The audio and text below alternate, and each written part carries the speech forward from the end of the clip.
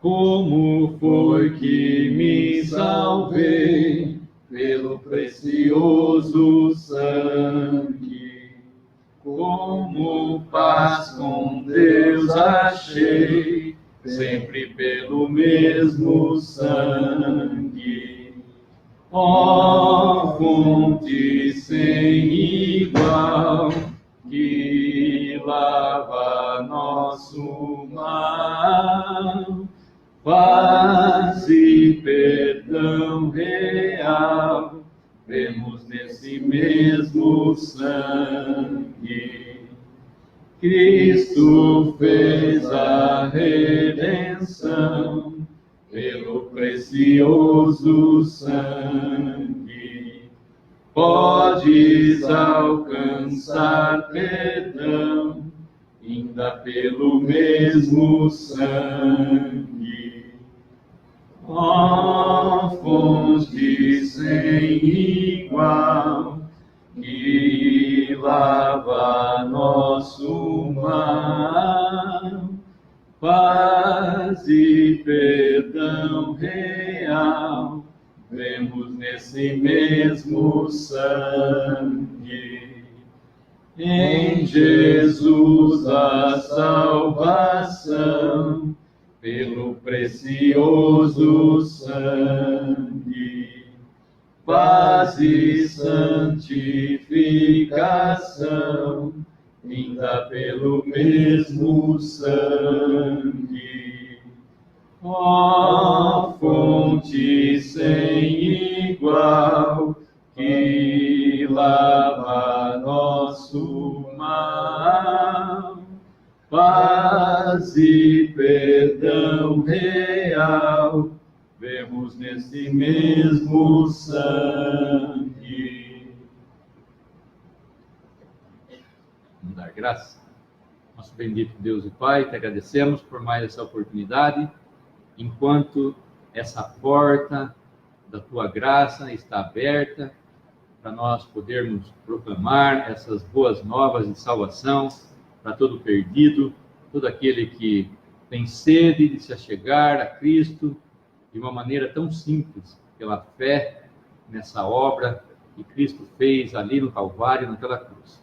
Te agradecemos, pedimos por todos aqui nesta noite, que ainda não conhecem a Ti, Senhor Jesus, como o único e perfeito Salvador, e também por aqueles que estão ouvindo essa mensagem, que vão ouvir, que possam, pela simples fé, no Teu bendito nome, no Teu bendito sacrifício, obter essa salvação maravilhosa e para sempre. Te agradecemos, ó Pai, pedimos no precioso nome do Senhor Jesus. Amém. Amém. Nós falamos do sangue. Nós falamos do sangue. Nós cantamos o hino, tem várias estrofes que falam sangue sem igual. Sem derramamento de sangue não há remissão.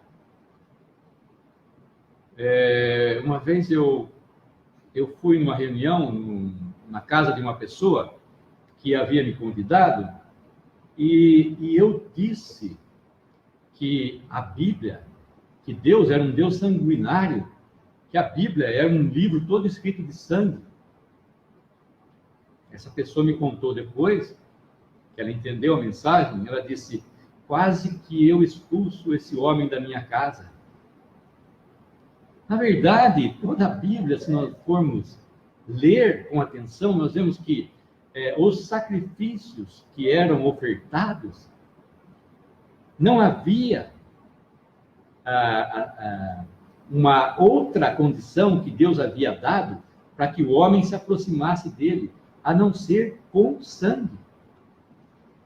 E esse sangue não era do homem. Na verdade, a palavra fala que o sangue que fará expiação pela alma, está lá em Levítico 11, Deus, na sua infinita graça e misericórdia, permitia que o homem trouxesse uma vítima inocente no seu lugar e a imolasse e a sacrificasse ali sobre o altar e derramasse seu sangue.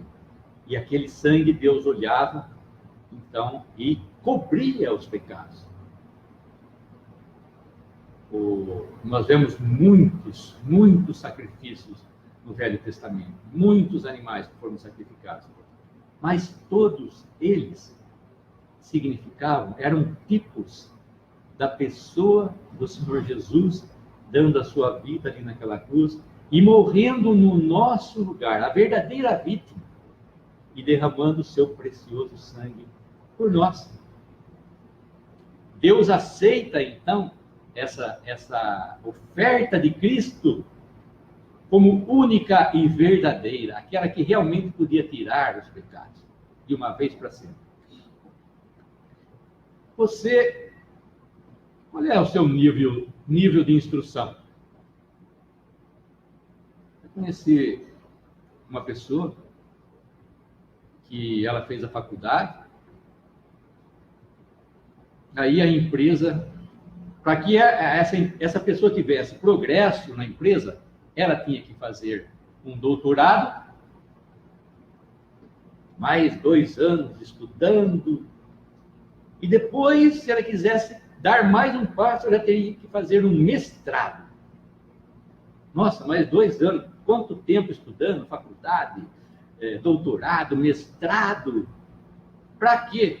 Para que ele fosse expert naquela área, para que ele soubesse quase tudo naquela área. Se bem que agora as coisas estão tão específicas, né? Então, cada um estuda uma parte daquilo que ele conhece, mas ele precisava estudar para ter o quê? Para ter um título de doutor, para ter um título de mestre. Mas se a gente for fazer uma analogia na palavra de Deus, o mais fraco crente, aquele crente que está principiando, aquele crente que não fez ginásio, que não fez o colegial, que não fez a faculdade, que não fez doutorado, que não fez mestrado, mas que ele aprendeu o beabá, e ele sabe escrever o nome dele, e ele sabe as consoantes e as vogais, ele consegue construir pequenas frases. Ele tem o título de mestre, assim como qualquer cristão que tenha o conhecimento, assim, vamos dizer, pleno da palavra de Deus. Ele tem o mesmo título. Tanto o crente que faz 40 anos, assim como eu faz 40 anos que eu me converti, o mais novo crente aqui, o mais singelo, o mais fraco crente que crê no Senhor Jesus como seu Salvador, crê nessa obra, se identifica como pecador e olha ali para a cruz e vê Cristo morrendo por ele, pelos seus pecados, e crê nisso, e tem a certeza do seu perdão, que aquele sangue foi derramado por ele, e que Deus aprovou aquele sacrifício quando ele ressuscitou o Senhor Jesus dentre os mortos, esse crente tem o título de adorador na presença do próprio Deus. Que título! Ele é um adorador na presença do próprio Deus. Por isso que não adianta eu fazer doutorado em divindade e mestrado em divindade e fazer uma faculdade de teologia. Não adianta isso. Para eu ser salvo, o que eu tenho que fazer é simplesmente aceitar o Senhor Jesus como meu Salvador. Esse é o básico. Esse aí é o que eu preciso para entrar. É a porta de entrada desse salão. Uma vez que eu entro ali pelaquela porta, eu estou dentro. Uma vez que eu creio no Senhor Jesus como meu Salvador, que Ele morreu por mim, eu estou dentro. E agora eu posso aprender mais do Senhor Jesus, e mais do Senhor Jesus.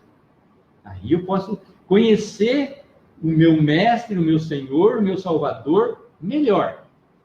Mas todos aqui têm o mesmo título de adoradores na própria presença de Deus. Por quê? Um pecador perdido como eu merece um lugar desse de adoração? Não, nós não merecíamos. Mas Deus nos amou tanto que deu ao Senhor Jesus como aquele que morreu e, através da sua morte, através da sua carne, através do seu corpo, ele abriu espaço para nós, para que nós pudéssemos entrar na própria presença de Deus. Ele foi o primeiro que entrou, e não sem sangue. A palavra fala que com o seu próprio sangue, ele entrou na própria presença de Deus. Porque nós vamos ler aqui depois em Hebreus, que os sacerdotes, o sumo sacerdote, entrava uma vez por ano na presença de Deus, no Santo dos Santos, que era separado do lugar santo. Eram dois compartimentos. O lugar santo e depois o véu e o Santo dos Santos, que separava. Quando fala desse véu, fala da separação de Deus e do homem pecador. O homem, para entrar onde Deus estava, no Santo dos Santos, ele precisava entrar paramentado do jeito que Deus havia pedido, santificado, havia de levar o sangue para purificar-se a si mesmo, depois ele entrava com outro sangue de touros e de bodes para purificar o povo. Era complicado. E não tinha que ter imperfeição nenhuma. Se esse homem tivesse alguma imperfeição, ele morria dentro do Santo dos Santos. Que temor que esses sumos sacerdotes tinham de entrar na própria presença de Deus. Que coisa terrível que era. E todos ficavam na expectativa do lado de fora, porque ele tinha que entrar uma vez por ano. Como fala a palavra, ele tinha que entrar e todos ficavam na expectativa se ele ia ser aceito ou não. Mas hoje nós não temos mais que ter essa expectativa, porque Cristo foi aceito de uma vez por todas e entrou na presença de Deus por nós com o seu próprio sangue. Não sejamos mais adoradores, ou adoradores entre aspas, aqueles que ficam ao pé da cruz. Nós não temos mais que ficar ao pé da cruz, como muitos ficam, né, olhando para Jesus crucificado ali, dizendo: ai, coitadinho, ele morreu, mataram ele, era tão bom, e foi crucificado. Olha o lugar que os homens deram para ele. Não, Deus não quer que nós paremos. Deus não quer que nós paremos ali, ao pé da cruz. Em João 19:30, diz assim: quando Jesus tomou o vinagre, disse: está consumado. E, inclinando a cabeça, entregou o Espírito. Essa palavra, está consumado, é a primeira que eu quero frisar aqui. Está consumado quer dizer que está feito, está realizado. Não tem mais nada para trás para ser feito. Quando Cristo disse isso, é porque ele havia acabado de executar toda a obra ali naquela cruz que Deus havia dado para ele e suportado todo o juízo dos nossos pecados sobre si mesmo. Quando ele disse: está consumado, é que havia terminado. Aquelas 3 horas de trevas que ele padeceu ali, não só nas mãos dos homens, mas na mão de um Deus 3 vezes santo. E ele padeceu ali. E quando terminou, ele sabia quando havia terminado. Ele sabia tanto quanto quando havia chegado a sua hora, como quando terminou todo aquele sacrifício que ele havia de fazer. Todas aquelas dores que ele havia de passar ali, nas mãos de Deus, como eu já disse. Essa palavra em em grego, quer dizer está consumado. Só que, segundo foi pesquisado, alguns papiros encontrados com essa palavra grega, que significa tetelestai, o tetelestai, significava liquidado. Todos os papiros que eles encontraram, em que constava essa palavra, significava liquidado. Ou seja, está consumado, está tetelestai. Estava liquidado. Quando Cristo disse está consumado, ele falou está liquidado. Está liquidado o quê? O quê?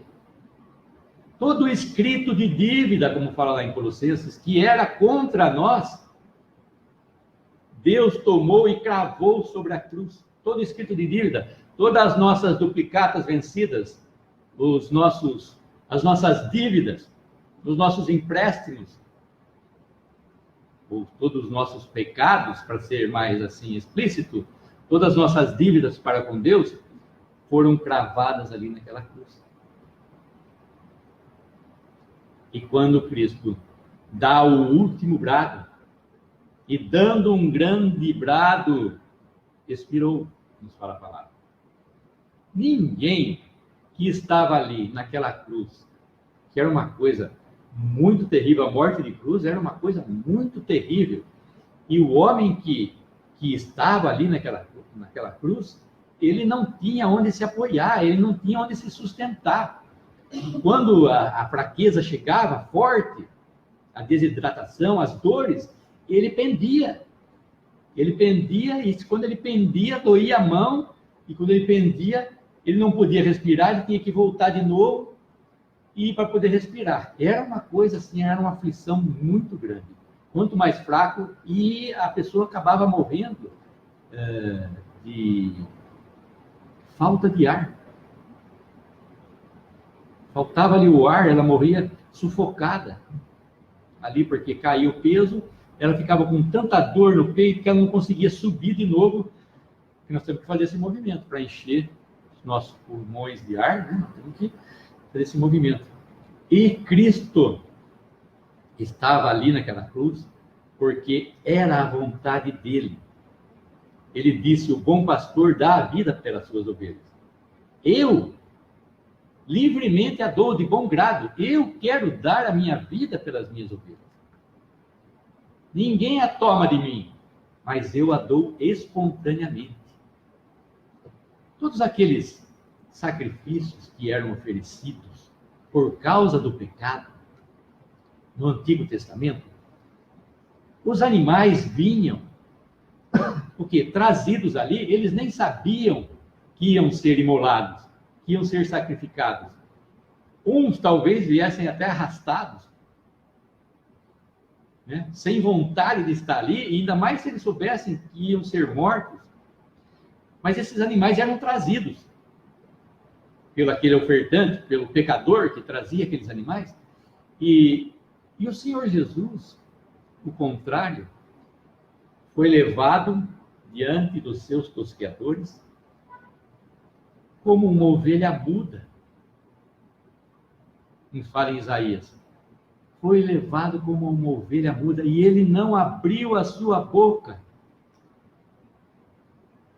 Ele se deu a si mesmo e ele não refutou nada. Ele não foi desobediente àquilo. Quando ele ouviu o que Deus queria, ele veio, se fez carne e tinha que ser um corpo de carne no lugar do homem para que morresse e levasse toda aquela maldição, aquele juízo de Deus sobre os nossos pecados.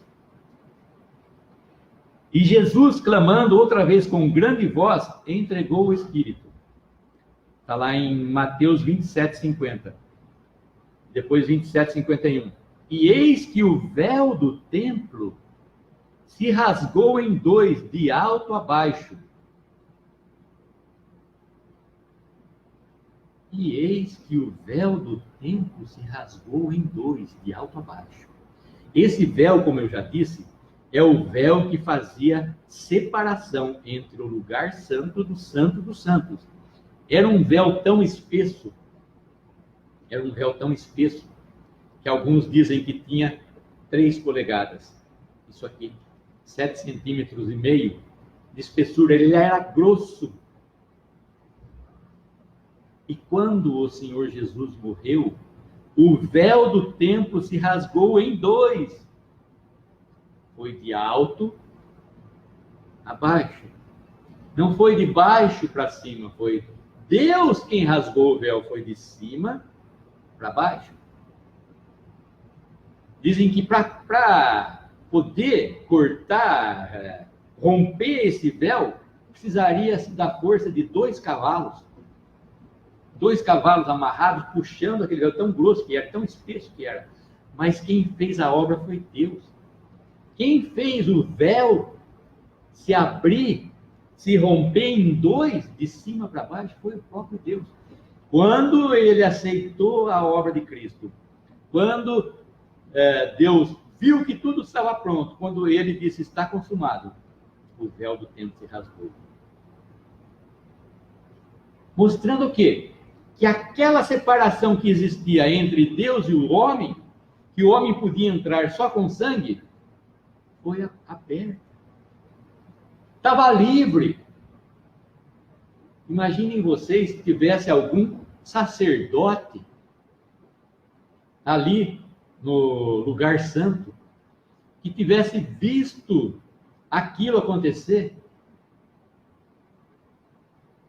Muitos dizem que talvez os judeus fossem correndo costurar aquele véu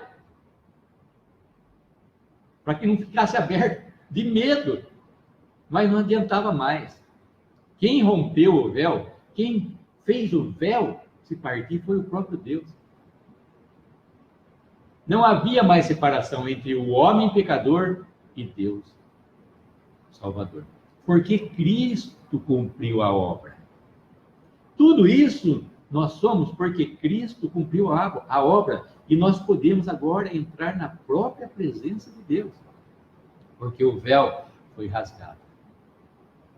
O véu do tabernáculo foi rasgado. A palavra fala. Claro que no tempo do Senhor Jesus existia o véu do templo.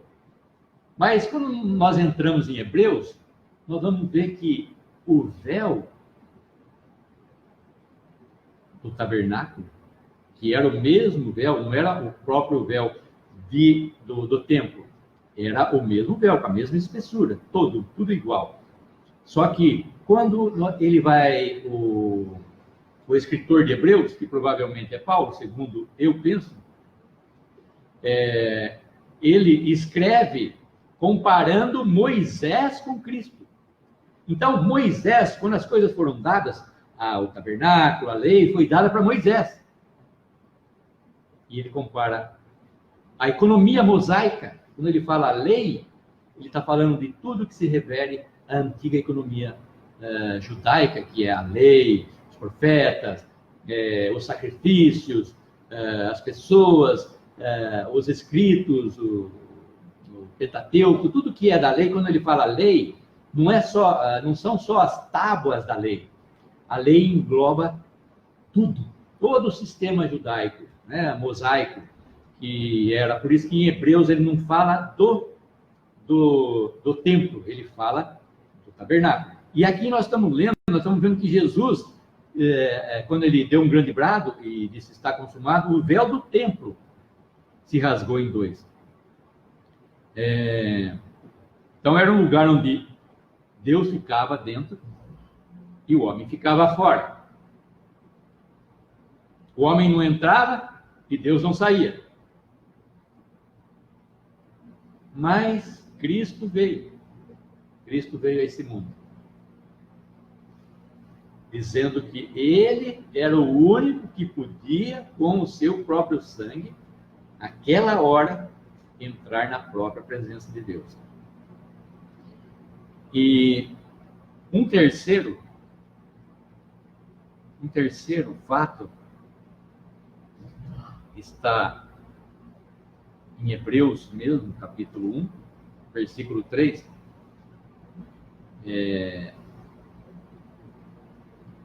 Hebreus 1, versículo 3. O qual, Senhor Jesus, sendo o resplendor da sua glória e a expressa imagem da sua pessoa, e sustentando todas as coisas pela palavra do seu poder, havendo feito por si mesmo a purificação dos nossos pecados, assentou-se à destra da majestade nas alturas. Hebreus 8:1. Ora, a suma do que temos dito é que temos um sumo sacerdote tal que está assentado nos céus, à destra do trono da majestade. Romanos 8:33. Quem intentará acusação contra os escolhidos de Deus? É Deus quem os justifica. Quem os condenará? Pois é Cristo quem morreu, ou antes, quem ressuscitou dentre os mortos, o qual está à direita de Deus e também intercede por nós.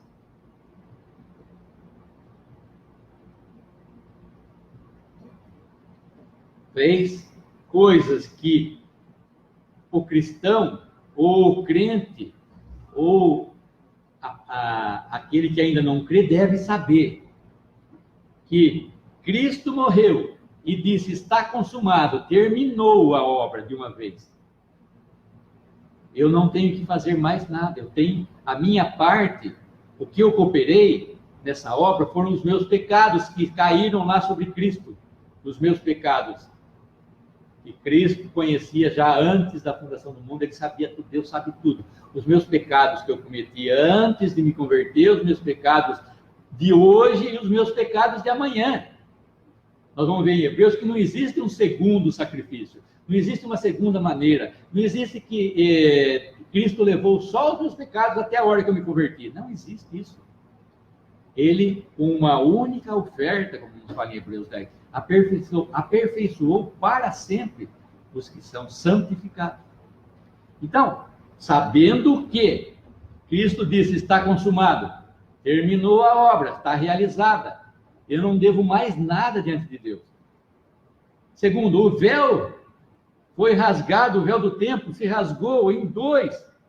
O lugar agora, a entrada ao Santo dos Santos está aberta de uma vez por todas. Terceiro, que ele se assentou à destra da majestade nas alturas, o qual está à direita de Deus. Está. Em Coríntios nós vemos lá, Coríntios 15, 3. Cristo morreu pelos nossos pecados, foi sepultado e ressuscitou. Então, esse evangelho de ficar aos pés da cruz não existe. Cristo morreu, ressuscitou, e agora ele está, não na sepultura, não na cruz, não aqui entre nós. Ele está assentado à direita da majestade, à direita de Deus nos céus. E em Romanos 8:34, como eu já li, fala, e intercede por nós. Ele intercede por nós, como o nosso sumo sacerdote, como o nosso sacerdote, como o nosso advogado. Ele está lá na própria presença de Deus. E o mais fraco cristão agora tem acesso a essa própria presença.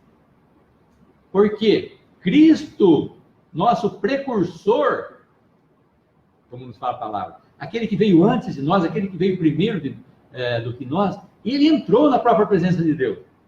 E foi aceito. Ele entrou como homem. Ele não entrou lá como Deus. Como Deus, ele já estava lá, não precisava entrar. Ele é um homem agora na glória, sentado ao lado do trono da majestade, que é Deus. Nós temos alguém que, como nós, né, mas sem pecado, sem comunicação com o pecado, padeceu por nós, sofreu por nós, homem de dores, que sabe o que é padecer, que sabe o que é sofrer, comunicou-se com todas as nossas dores aqui desse mundo, conheceu todas elas como homem, foi obediente para Deus, até a morte, como diz, E agora pode interceder por nós, porque conhece as nossas fraquezas, sabe quem nós somos a fundo. Por isso que ele é um homem. Por isso que ele se fez carne, por isso que ele se fez um homem como nós, conhecedor de todas as nossas fraquezas, de todas as nossas dores, de todas as nossas angústias. Ele levou sobre si a maldição que era para estar sobre nós. E agora nós estamos livres.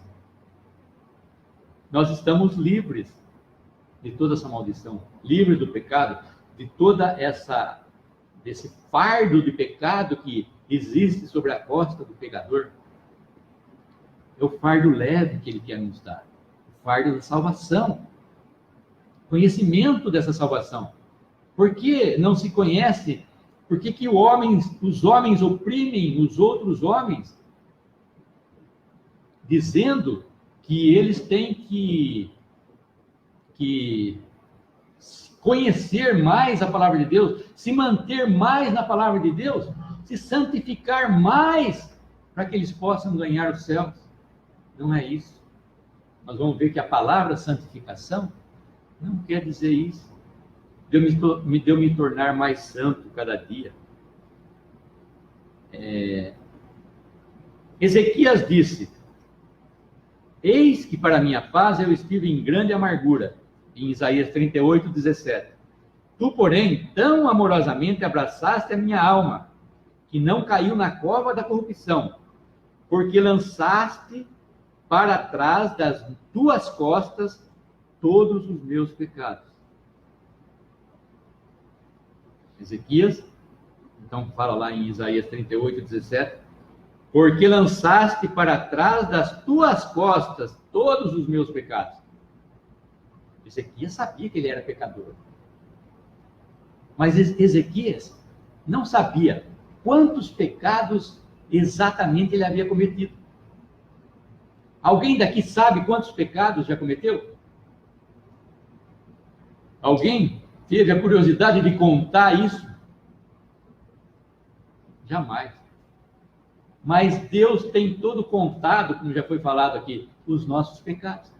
E Ezequias tem certeza quando ele diz: todos os meus pecados lançaste para trás das tuas costas. Quantos eram?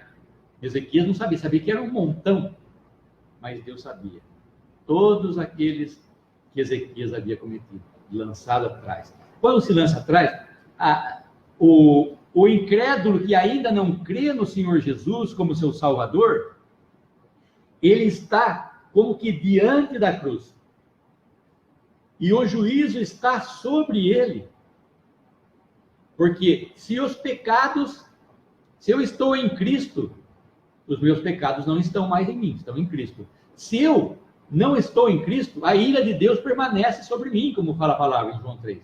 Eu tenho ainda esse peso sobre mim dos meus pecados. Eu estou antes da cruz. Se eu não criei ainda, eu permaneço nos meus pecados. Quando eu passo pela cruz, quando eu estou lá do outro lado, o juízo está atrás das minhas costas. O juízo é a cruz que ficou lá atrás. Eu não tenho mais o juízo diante de mim, eu tenho o juízo atrás de mim. Eu olho para trás e vejo Cristo morrendo pelos meus pecados. Já passei pela cruz, ou melhor, Cristo passou pela cruz. Mas a palavra diz também que nós morremos juntamente com Ele. Deus matou a geração adâmica ali naquela cruz. Em Miqueias 7:18, o Senhor não retém a sua ira para sempre, porque tem prazer na benignidade. Tornará a apiedar-se de nós, subjugará as nossas iniquidades e lançará todos os nossos pecados nas profundezas do mar. As profundezas do mar. Tem lugar que é tão profundo no mar que o homem não consegue ir. O homem não consegue chegar. Se bem que existem equipamentos agora, mas é tão grande a pressão, pelo que me consta, 4 quilômetros, a profundidade maior que tem os mares, se eu não estiver errado, por favor. Então, quando se fala que Deus colocou no fundo dos mares, lançou nas profundezas do mar, é um lugar que ninguém tem acesso, só ele. Só ele consegue chegar, só ele consegue saber todos os meus pecados, todas as minhas iniquidades, todas as minhas desobediências, todas as minhas inimizades contra ele, todas as minhas blasfêmias, todas as vezes que eu blasfemei contra ele, né? Toda vez que eu neguei ele, toda vez que eu falei uma mentira, ele conhece tudo. E aqui Miqueias sabia que ele era um Deus misericordioso, benigno, compassivo. O homem não consegue se livrar dos seus pecados. O homem não consegue se livrar dos seus pecados, porque o salário do pecado é a morte, nos fala a palavra. E a palavra nos diz que todos pecaram e destituídos estão da glória de Deus. E por eu ter pecado, o salário do meu pecado é a morte. O salário do meu pecado é a morte. E daí? Como é que eu vou pagar isso? Como eu já disse no início, Cristo pagou o preço dos nossos pecados. O escrito de dívida foi cravado na cruz. É a única maneira de o pecador se livrar dos seus pecados. É olhar para Cristo. É saber que os pecados deles foram lançados em Cristo. E que Deus lançou os nossos pecados atrás das suas costas, quando ele o lançou em Cristo. E que ele jogou nas profundezas dos mares que ninguém vai conhecer. Imaginem vocês se alguém soubesse aqui, né, se alguém adivinhasse os meus pensamentos. Tudo que eu estou pensando nesse momento. Tudo que você está pensando nesse momento. Imagina que coisa terrível. É por isso que os fariseus, o povo daquela época, eles não queriam estar na presença do Senhor Jesus. Eles fugiam da presença do Senhor Jesus, porque o Senhor Jesus conhecia tudo que se passava no coração deles. Raça de víboras, o Senhor Jesus fala. João Batista. E conhecia o que se passava no coração deles. Então, o homem não quer ficar... Imagine você se você soubesse, se o Breno soubesse o que eu estava pensando dele. Nossa, eu ia sair correndo perto dele. Não, pelo contrário, eu ia abraçar o Breno. Então, se ele soubesse, que estivesse pensando mal a respeito dele, se ele soubesse, eu queria sair longe dele, eu não queria ficar perto dele, porque que vergonha que eu ia passar, que coisa. E é assim que o homem pecador quer a respeito de Cristo. Mas o Senhor conhece todos os meus pecados, o pior deles. A pior classe de pecador agora, a pior casta de pecador, tem agora o perdão em Cristo. Porque não é segundo os homens. O perdão, a justiça não é segundo os homens. Se for a justiça segundo os homens, o homem já ia condenar o outro lá, que lá deve morrer. Tem quando, olha, por que não morre, não fica lá, cadeira elétrica, como o homem dá essa pena? Mas não é essa pena que o homem dá aqui para o homem. A nossa justificação, o nosso perdão, não se baseia no que nós fizemos, na quantidade de pecados que nós fizemos e no tamanho de pecados que nós fizemos. Baseia-se somente na graça de Deus, na graça de Cristo, no amor que Deus teve por nós. Deus amou o mundo de tal maneira que deu seu Filho unigênito para que todo aquele que nele crê não pereça, mas tenha vida eterna. E antes desse versículo tem lá, todo aquele que o Filho do Homem vai ser levantado. Antes de Deus amar, Cristo tinha que morrer.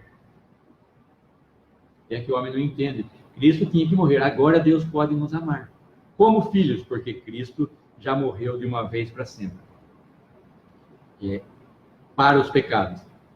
Isaías 44, 22. Desfaço as tuas transgressões como a névoa, e os teus pecados como a nuvem. Isaías 44, 22. Como a névoa, desfaço as tuas transgressões como a névoa, e os teus pecados como a nuvem. Quem já viu, como dizia um amigo meu, quando o céu está encarneirado, ou aquelas nuvens que parecem um carneirinho, está cheia daquelas nuvens do céu, a gente fala, ixi, vai chover. Ele dizia, quando encarneirar, é porque vai chover. Então, a gente olha para o céu, todas aquelas nuvens, vai chover. E daqui a pouco, passa um tempo, a gente vê que saiu o sol e aquelas nuvens sumiram. A gente levanta pela manhã e vê aquela névoa, aquela neblina. Nossa, não enxergo nada. E daqui a pouco sai o sol, a gente passa a ver tudo de novo. Quem conheceu a negrura dos seus pecados foi Cristo na cruz. Ele conheceu todos os seus pecados. E aquelas nuvens cinzentas, escuras, pretas, que você via, sumiram. Porque desfaço as tuas transgressões como a névoa. Isaías 44. Será que eu posso crer isso? Será que o homem crê isso? Que Deus desfez todas as suas transgressões em Cristo, sempre em Cristo, nunca fora de Cristo. Nunca você mesmo vai poder pagar o preço dos seus pecados, mas Cristo pagou. E agora Ele te chama. Vinde a mim todos vós. Ele está esperando, está aguardando que eu venha. Agora eu vou ler Hebreus, capítulo 10, que vai falar a respeito disso que nós falamos. Hebreus foi escrito, a carta aos Hebreus foi escrita aos Hebreus, ao povo hebreu. Então ele está se referindo aqui às coisas que eram da economia judaica. Serve para o cristão? Serve como figura. Mas não é para a igreja que foi escrito isso. Foram para os judeus que conheciam a lei, que conheciam o quê? As coisas de Moisés, as coisas do Velho Testamento, conheciam o tabernáculo, conheciam o templo. E o escritor vai escrever para os hebreus, fazendo um contraste entre o que era de Moisés e entre o que era de Cristo. Hebreus 10, versículo 1. Porque tendo a lei sombra dos bens futuros, e não a imagem exata das coisas, nunca, pelos mesmos sacrifícios que continuamente se oferecem cada ano, pode aperfeiçoar os que a ele se chegam. Eu aprendi um provérbio que eu uso hoje, até hoje eu aprendi. E eu digo para as pessoas. Ele diz assim: diga nunca e nunca diga sempre. Não fale jamais nunca e não fale jamais sempre. Eu nunca mais piso aqui nesse lugar. Pode ser que amanhã você volte a pisar aqui. Eu sempre vou te amar. Eu sempre vou me lembrar de você. Eu sempre vou fazer assim quando eu me encontrar nessa situação. Eu sempre vou fazer. Eu sempre vou falar. Não diga sempre e não diga nunca. Mas aqui nesse escrito de Hebreus, nós vemos que o escritor, ele vai escrever nunca e vai escrever sempre. O melhor, para sempre.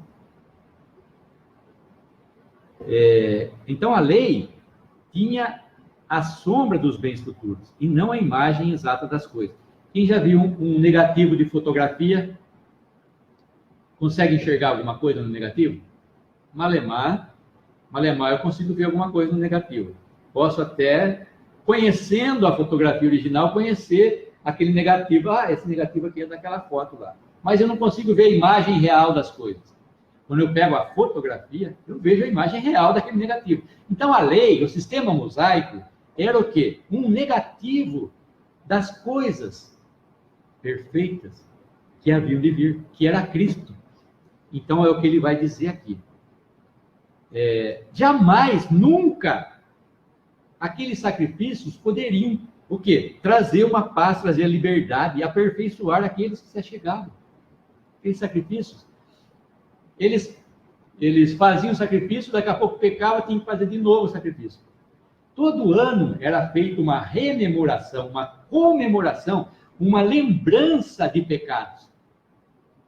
O homem não tinha, ele não se esquecia.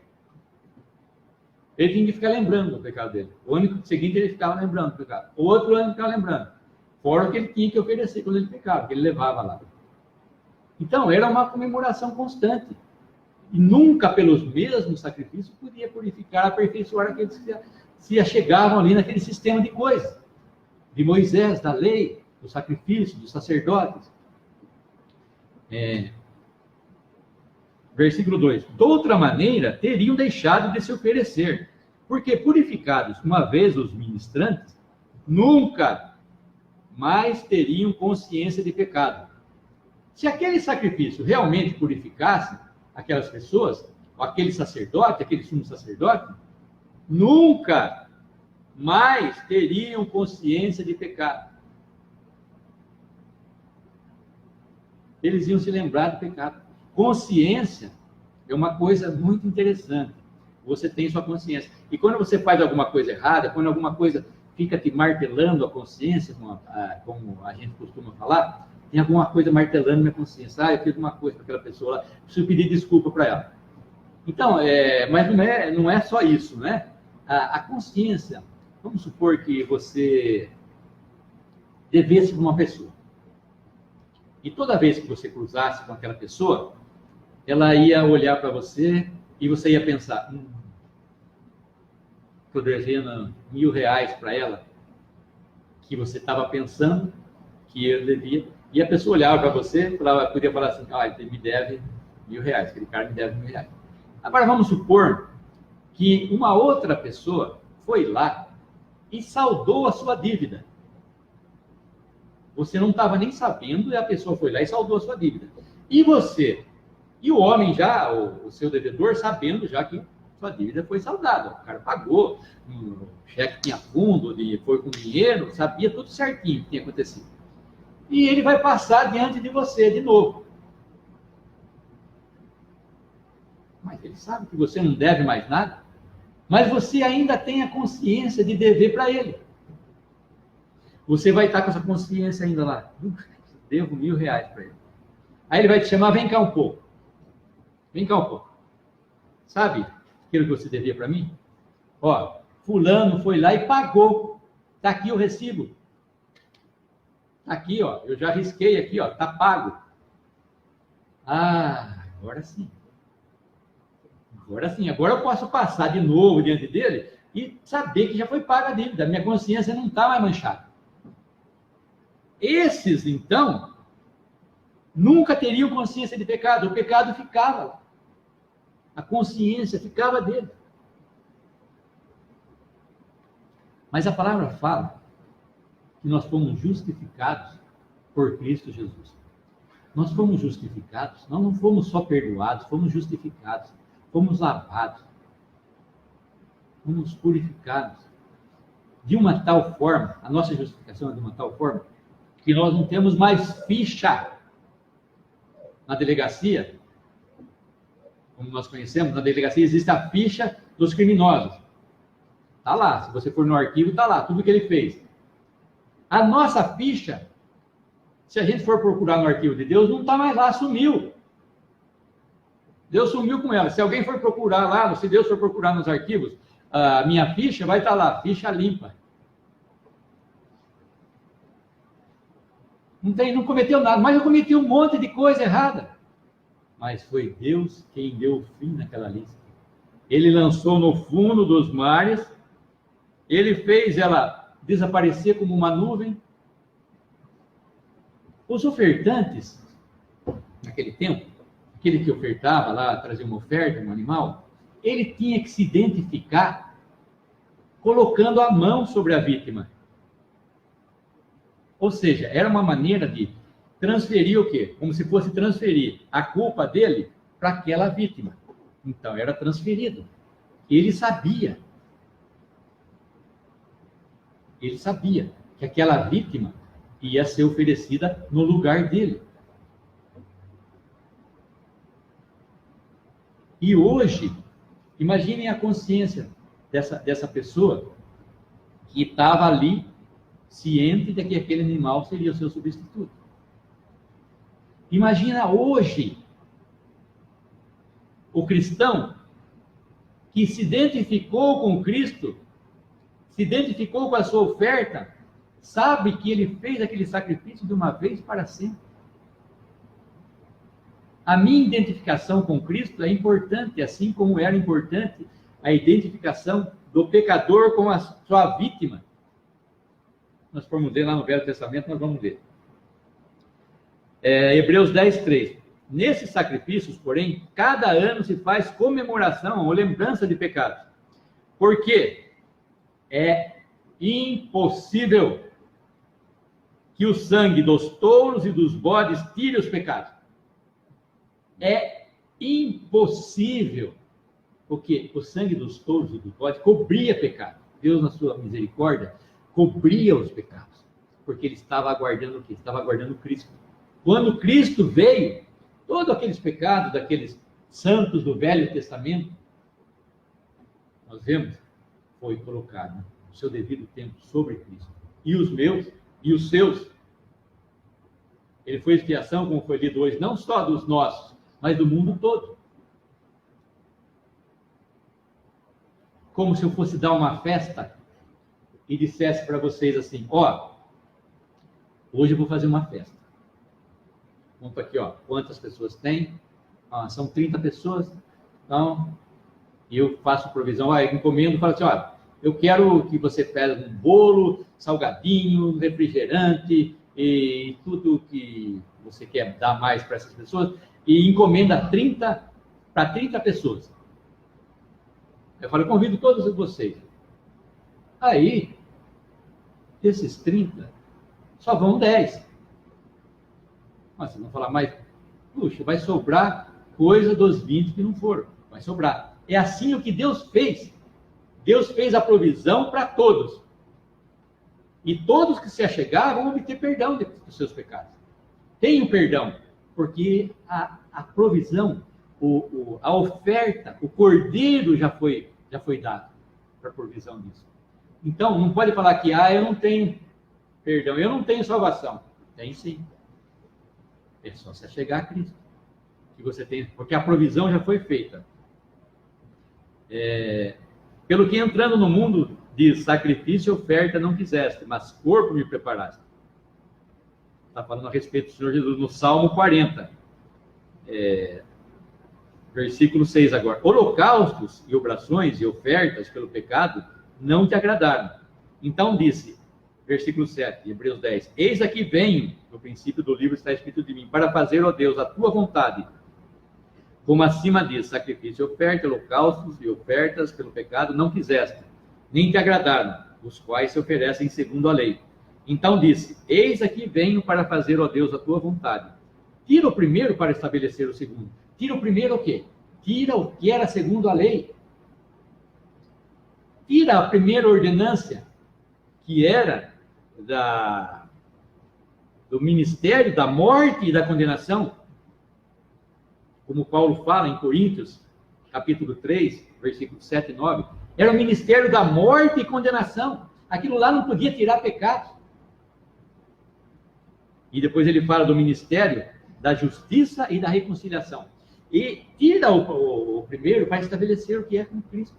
Tira o mosaico de Moisés para estabelecer conforme o que é o de Cristo.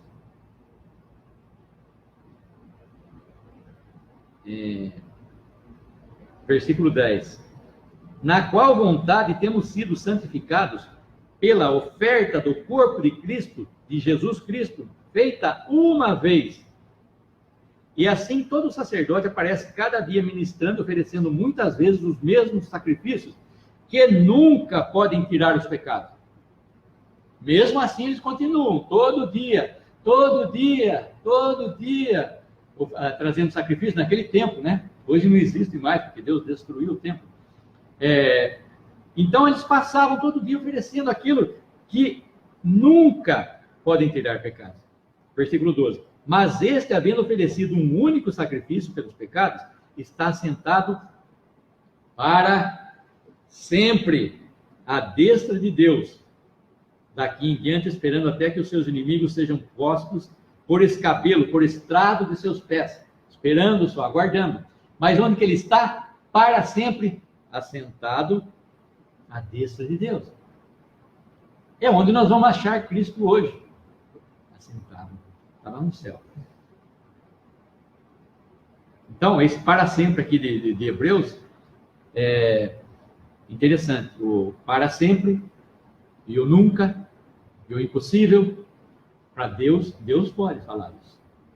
Deus pode falar. Sem medo de errar, né? Porque não vai errar nunca. Porque com uma só oferta, aperfeiçoou para sempre os que são santificados. Aperfeiçoou para sempre os que são santificados. A palavra santificar não quer dizer que ele tem que ficar cada dia mais santo, ou que seja uma coisa progressiva. A palavra santo não é esse termo que nós temos hoje, que nós aprendemos, né, no catolicismo. A pessoa é santa, é uma pessoa que cada vez ela fez coisas melhores, cada vez ela se achega mais a Deus, cada vez ela melhora, cada vez ela prospera e na parte espiritual, e ela chega num patamar que ela tem comunhão com Deus. Não. A palavra não nos fala de santificação progressiva. A palavra fala que santificou-nos de uma vez para sempre. A palavra santificação quer dizer separados para Deus. Nós fomos santificados, ou seja, nós fomos separados para Deus. Deus nos separou para si. Deus nos separou para si.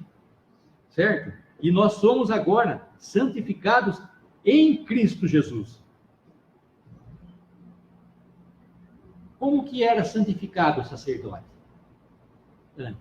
Antes, o azeite da unção e o sangue da oferta era borrifado sobre ele, era borrifado sobre o altar. Essa era a santificação. E eles tinham que santificar, e no tempo de Salomão, no templo de Salomão, os vasos foram santificados, os vasos de ouro, os utensílios que eram usados no templo, foram santificados, com sangue também. Só que, qual é a diferença entre um vaso de ouro do templo, do ouro utilizado no vaso do templo, do ouro utilizado para outras coisas no mundo todo? Qual era a diferença? A diferença é que eles haviam sido separados para uso do Senhor. Tanto quando Belsazar, em Daniel 5, utiliza os vasos que estavam no templo para beber vinho, ele morre. Por quê? Deus havia santificado aqueles vasos. Ele estava pegando uma coisa santa. Deus não se esqueceu que havia santificado lá no templo de Salomão. Deus não se esqueceu. Era vaso santo, era vaso separado para ele. E os sacerdotes tinham que ser separados também. Tinham que ser santificados para Deus. Para exercer o quê? O sacerdote de uma forma separada, só para Deus. Israel era um povo santificado porque era um povo separado. Os cristãos são um povo santificado porque eles foram separados por Cristo para Deus. As minhas ovelhas conhecem a minha voz. A ovelha separada. Sabei, pois, que o Senhor separou para si aquele que lhe é querido. Não que Deus queira mais alguém. É Salmo 4, versículo 3. Não que Deus, nós mesmos nos fizéssemos santos, mas Ele nos separou para si, para que fôssemos santos em Cristo Jesus. Versículo 15. E também o Espírito Santo nolo testifica, porque depois de haver dito, este é o concerto que farei com eles depois daqueles dias, diz o Senhor. Porei as minhas leis nos seus corações e as escrevereis em seu entendimento. E acrescenta, e jamais Versículo 17 de Hebreus 10. E jamais me lembrarei dos seus pecados e das suas iniquidades. Ora, onde há remissão destes, não há mais obração, oferta pelo pecado. Onde há remissão, onde terminou, foram remidos, foram comprados, foram terminados os pecados, não tem que se oferecer mais nada. Cristo, com uma única oferta, nos tornou santo, pagou o preço dos nossos pecados. Não tem que se oferecer mais nada. O homem não tem que fazer mais nada, ele tem só que crer. Né? Tendo, pois, o que nós começamos a nossa pregação, tendo, pois, e isso tudo nos levou ao quê? Versículo 19 de Hebreus 10.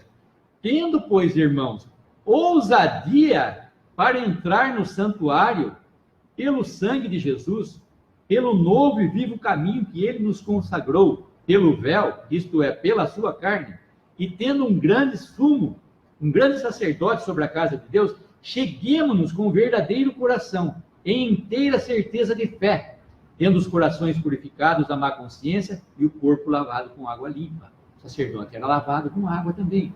Então, Cristo nos purificou, quando saiu sangue e água, ele nos purificou daquela cruz. E então, tendo, pois, ousadia para entrarmos, a palavra fala, para entrar no santuário pelo sangue de Cristo. Cheguemos aonde? Na frente de Deus. Cheguemos não atrás do véu, o véu já está rasgado. Cheguemos fora, no altar, não, Cristo já morreu sobre o altar. Nós estamos lá na frente, agora nós estamos dentro do Santo dos Santos. Nós estamos na própria presença de Deus. Com ousadia a palavra fala, por quê? Cristo está lá. Pelo sangue de Cristo, vamos lá.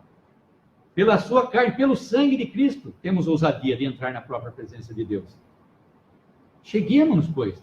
Esse é o convite para o pecador, para que ele se achegue. Ousadia, coragem, galhardia, arrojo, atrevimento, audácia. Você vai entrar na própria presença de Deus agora. Pois não, eu entro a hora que eu quiser, eu dobro o meu joelho, eu entro na presença de Deus, eu converso com ele, eu falo com ele. Tenho acesso porque Cristo está lá, eu tenho ousadia para entrar. Porque a oferta já foi feita, a obra já foi feita, Cristo morreu, Cristo foi sepultado, ressuscitou, está lá ao lado de Deus.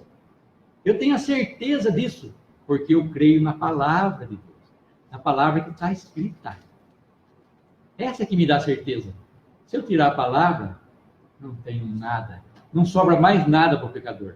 É a palavra de Deus. Isso é a palavra de Deus que nos salva, que nos leva na própria presença de Deus pelo sangue de Cristo, pela sua carne. Quando o véu se rasgou, fala que foi da carne de Cristo, o seu corpo, né, que a palavra fala, que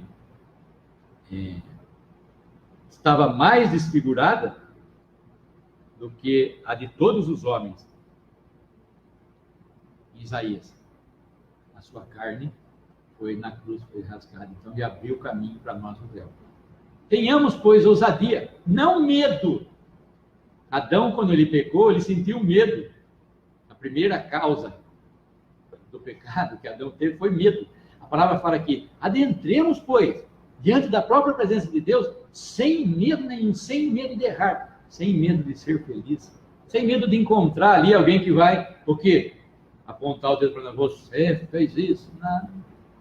Ele é agora o nosso Deus, ele é agora o nosso Salvador, ele é agora o Senhor Jesus, é o nosso Senhor.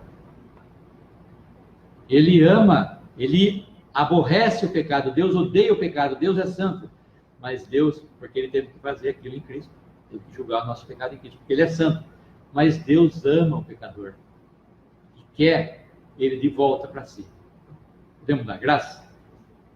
Nosso bendito Deus e Pai, nós te agradecemos por essa obra grandiosa do Senhor Jesus, por nós. Obrigado porque a nossa fé, a nossa simples fé, pode nos levar até a tua presença, a tua própria presença, nosso Deus. Te agradecemos por esse privilégio, pedimos mais uma vez por cada pessoa que estiver ouvindo essa pregação, que o Senhor tenha misericórdia, que possa entregar a sua vida nas mãos do Senhor Jesus, sabendo que Ele fez, e que Ele faz e que Ele fará todas as coisas. Nós pedimos pelo restante da semana também, pelo teu cuidado, E te agradecemos, ó Pai, no precioso nome do Senhor Jesus. Amém.